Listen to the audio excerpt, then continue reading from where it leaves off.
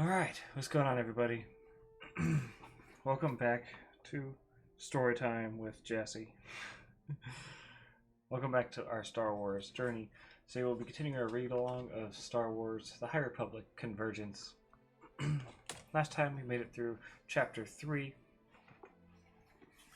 And this time we'll be heading into Chapter 4. Be sure to pick up your copy of Convergence, as this is not meant to replace reading the book. It is meant to add on to it, as we will try to, I'm going to try to get better at doing more discussion with the book as we go through. But now it is time for Chapter 4. But when we left on Chapter 3, we lost Blitz Tevin of Thalfire Squad, and what is a very tragic part of the beginning of the story. There's still a lot to go, as you can tell. But let's get into it, shall we? Chapter 4. The Reyes Canal, Erasmus capital city, Iram. When the stars fell over Iram, no one looked up. The citizens of the capital knew there was nothing particularly interesting in hunks of rock from space. Not when there were bellies to feed and dwindling rations being distributed. And so, as two objects pierced the mountainous clouds that perpetually clung to the planet's skies, there was no panic, no fear, no spare wishes or awe. Soon the city's defense missile towers would lock in on their targets. And in the event the missiles malfunctioned, the electrostatic domes that encased so many of Iram's major cities would shield the citizens beneath. Sort of like that part in the Simpsons movie when the dome comes down. Phan-tu was the first person to spot the ships entering Iram's atmosphere, but the boy who'd come from nothing had a habit of gazing toward the clouds. He had been distributing relief to the people in the Reyes Canal, a narrow waterway that emptied out into the Erasmus Sea. In this sector of the city, squat buildings leaned into each other like rows of rotten, crooked teeth. Drying seaweed and barnacles dotted the walls and waterline, breadcrumbs anyone could follow to the piers. Skinny saltwater birds that flew too close to the dome received a conk on the head and a shock. Though transparent, the protective shield around the city was visible across white electric bands, tracing the patterns of cresting waves, marking entry points for ships to come and go, and the steady hum of the shield was ever present. Phan-tu shouldn't have been in the Reyes Canal in the first place, but over the years he'd learned to shirk his security detail. He'd hopped on the back of an agapi, I'm going to say agapi, and guided the water horse to his favorite pier. Within moments, he'd been swarmed by people, those born and raised in the Reyes, and the refugees coming in droves from the Western Islands, the latest to be attacked by Arano's forces.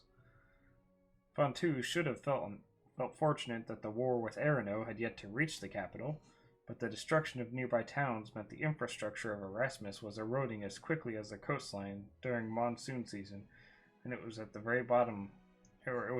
very bottom who felt the strain the most. In case you don't remember, this planet of Iram and Arano are at war right now. That's kind of the whole shtick for this story, so I don't know how you would have forgotten, but maybe you did, just in case. There you go. Even as he handed out rations of food, hydration pellets, and anything else he could salvage from the palace's waste, he knew it was not enough. His cart had emptied, and he'd only just started distributing.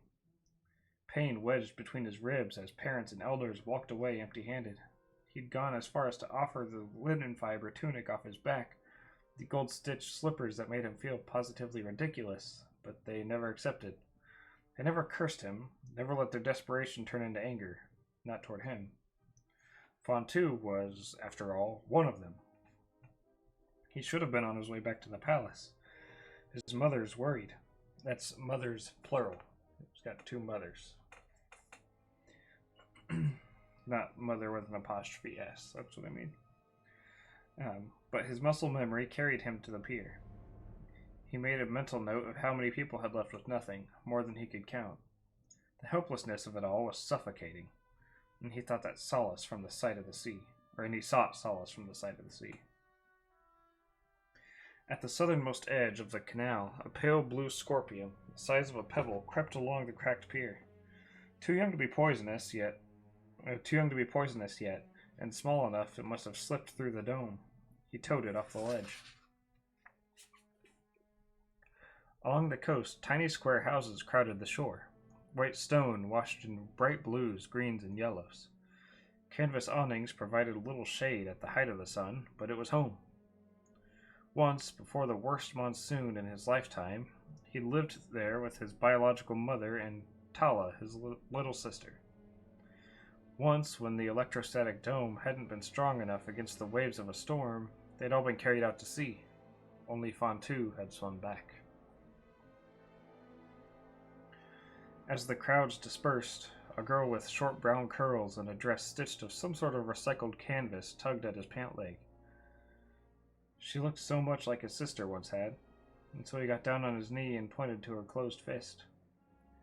"What have you got there?" he asked. She seemed to lose her nerve, but phan-tu only smiled patiently. The little girl had his same coloring, tawny brown skin, pale green eyes, and a dusting of green freckles. The distinctive marking of Irami, who had settled on the planet generations before. "For the queen," she peeped, unfurling her tiny fingers to reveal a cluster of mud-flecked pearls. "I know she will love them," phan-tu said, pocketing the gift. As he stood, he caught the first flash of light in the sky and used the flat of his hand to shield his eyes from the sun.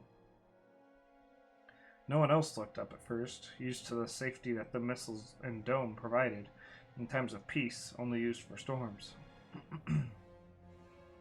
phan-tu watched the pair of ships falling from orbit, too obscured to be recognizable, and he searched the sky for others, but these two were anomalies. The defenses should have been engaged by now, yet the vessels kept free-falling, and he had the sinking realization that something must have gone terribly wrong with the escort mission of the Jedi transport. One of the incoming ships bore the telltale metallic blue of Iram's fleet. Its wings were on fire, and in the moment he blinked, it released its cockpit bubble. The transparisteel was snatched up in the breeze and rammed into the dome. A prismatic shimmer rippled from the hit and spread. Someone screamed as the Irami ship exploded on impact. He couldn't tell if the pilot had ejected or not, and there was still the second starship obscured by the glare of the sun. phan-tu reached for his comm, then cursed himself for having left it at the palace. The little girl tugged at his pant leg and asked, "Is that a shooting star?" "No, dear heart," he said, trying to keep his voice even so as not to scare her. He nudged her back up the pier. "Why don't you go inside?" As she took off in a sprint, the city's alarms wailed to life, and every Irami in the streets finally looked up. They pointed fingers, clapped palms over their mouths. As it got closer, phan-tu could make out the streaks across the hull like red wounds. An Arani starfighter. "All of you, inside!" phan-tu shouted. "Now, please!" To make matters worse, his security detail had spotted him and were running down the narrow canal street. "My lord, this is not the place for you. We must hurry back," said the leader. His distaste for the raised canal was evident in the sneer of his thin lips. "Not until everyone is safe inside," phan-tu muttered, pushing past the guards to help an elder climb the steps into her home. "That's not your job, my lord," the guard said, exasperated. "You're right, Vigo. It's yours." phan-tu sidestepped the tall man and picked up a toddler, nose dripping as his cries put the alarms to shame. He scanned the crowd, searching for the mother, but there were still too many bodies clustering to get a view of the crash. People climbed onto the rooftops and clustered in doorways and windows. Terrible cries came from the refugee camps at the edge of the pier. "Why aren't the anti-missile cannons firing?" "All we know is there's been some sort of accident, and General Lau gave an order to stand down. But that was before." phan-tu handed the baby over to a frantic young mother. She bowed low to him, and he ignored the feeling of discomfort at the deference. My lord, Vigo tried again, clenching his gloved fist.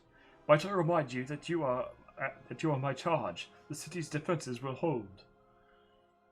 With his arms free, he whirled on his guard, pressing a finger on the man's decorated vest. I have been there when the dome failed. Have you? No, my lord. Vigo's freckled nose wrinkled as he looked down to find his boots covered in mud. So far from the palace, and even with exploding ships in the sky, phan-tu's armed guard cared more about his boots. But there isn't anything you can do from here. Put Her Majesty at ease and come home. Phan-tu kept his feet squarely on the muddy ground. Confusion and uncertainty thick in the air. He fixed his gaze on the remaining starfighter. Black smoke trailed from the wings. The canopy launched along with a parachute, but the pilot must have been stuck in the cockpit. One of the wings sparked against the dome, following the curve of the sphere. One of the dome's panels directly over the raised canal opened. A malfunction? An order? There was no way to tell. A prism of light refracted against the sun. Birds shot out into the clouds as the enemy ship came through the gap in the dome, barreling straight for the sea. How unfortunate we can't drown them all, Vigo said with an uncanny calm. phan-tu imagined the horror of falling from such a great height, helpless and stuck, alone. No matter who was in there, he could never wish another being such a fate. Perhaps that's why he ran. My lord, the royal guard blustered. Where are you going? But phan-tu had already stripped off his sheer shawl and tunic, kicked off his ridiculous bejeweled slippers, and leapt off the pier. The tide was low, so he couldn't dive. He splashed through the sandy muck of the canal, broken shells digging into the soles of his feet, and he thanked the great sea gods for the calluses he'd earned from a lifetime of running barefoot through the streets. phan-tu was grateful for the life he'd had, the home he was given after the storm that changed everything, but in his heart he was still a little boy from the poorest slum in the capital. The people of the raised canal helped one another. His mother had, and it had led to her demise. Even now, 15 years after her death, after the monsoon, he still heard her voice. Still knew that in the worst moments, in the face of war and death and drought, she would say that there was always someone in need of help. If he could do it, he should. So it didn't matter that the plummeting ship was from a planet across a corridor of space. It didn't matter. It was a life he could save. He had to. When he was far enough out, the ship breached the turquoise sea. A huge wave followed, and phan-tu dived. He could hear shouting from the distant shore, and then the pounding of his pulse as he kicked. His eyes burned against the salty brine, but his limbs welcomed the sensation of being enveloped by the warm sea. Like generations of irony, phan-tu could hold his breath for long periods of time. It was a trait that had come about from eras of diving for food, but even his strong lungs had a limit, and he swam for the wreck as hard and fast as he could. The water was hazy and with disturbed silt, though farther out there was less pollution than at the shoreline. For the briefest moment, he was 10 years old again, sinking to the bottom of the ocean after that terrible storm. He wasn't helpless now. He spotted the sinking vessel, dragging against the Erasmus Sea. It hit the shelf of a cliff and teetered at the mouth of a trench. If it tipped over, he wouldn't be able to follow. phan-tu cut through the water like a krill shark, with only the first signs of pressure on his lungs as he reached the open cockpit. phan-tu was startled at the sight of her. Red hair, dark as copper. Fear and distrust in her amber eyes as she struggled to get free of her harness. The bubbles escaped her nose. She was losing too much air, and still she raised her arms as if to block his attack, as if he'd come all this way to hurt her. He held up his palms and gave a slight shake of his head. Then she pointed to the floor, where she couldn't reach. There was a glint of metal. A blade. He seized it, yanked it free of its sheath, and cut through the safety straps of the harness. There was a terrible crunch of stone giving away. He felt the shift in the water as the cliff ledge began to crumble under the weight of the ship. As they sank, he grabbed hold of the second strap and sliced and tore through the fabric. There wasn't time for her distrust, her fear of him, as he grabbed the front of her red uniform. She clung to him as her vessel tumbled into the dark pit of the trench. Pain laced her features, but he tugged on her arm. They kicked up toward the beams of light, refracting under the sea. His insides screamed for oxygen, jaw trembling as he gritted his teeth and fought to not open his mouth wide and inhale. The Errany woman admirably kept pace with him, though when he looked back he could see a trail of blood unspooling like a ribbon. He couldn't tell which one of them was injured. He'd swum his entire life, but the final meters put his mettle to the test, thrashing and kicking until he could feel the light on the surface, the fire in his lungs, and then the humid kiss of air as they broke the surface and choked on the ragged intake of oxygen. I was right the first time. The sea, which was never calm during the summer, steered them on the rolling waves to the pier. They dragged themselves onto the muck of the canal and up rickety wooden steps. Phan-tu dropped the dagger and flopped onto his back, coughing the salt water he'd swallowed. Are you all right? He regretted the question the moment he voiced it, because when he sat up, she was looming over him, water dripping from her hair, a bruise blooming on her forehead, and a dagger resting under his throat. So that is the entirety of Chapter 4. So we've still got quite a ways to go here, but I don't know if you've figured, I assume if you're really paying attention, you would figure out who the person is he saved, Ziri Albaran. And as you noticed, he did use a blade of hers. I don't know if you recall, but back in chapter 2? Maybe, no, it was chapter 3. It must have been chapter 3, last chapter.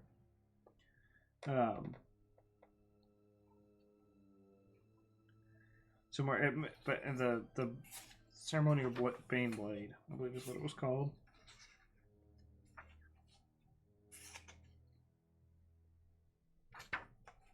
It's here somewhere. I don't remember, but it's there somewhere. But they talked about that all of them have one. That is the blade he used to cut her free. But in the next one, if you've been watching my whole series going through Star Wars in the timeline, the next one will be a very interesting chapter for you. So be sure to have your copy of Star Wars Convergence ready to go next week when we take on Chapter 5. As things will take an interesting twist for the long-time viewers here. So, thank you for watching. I'll catch all of you in the next one, and goodbye.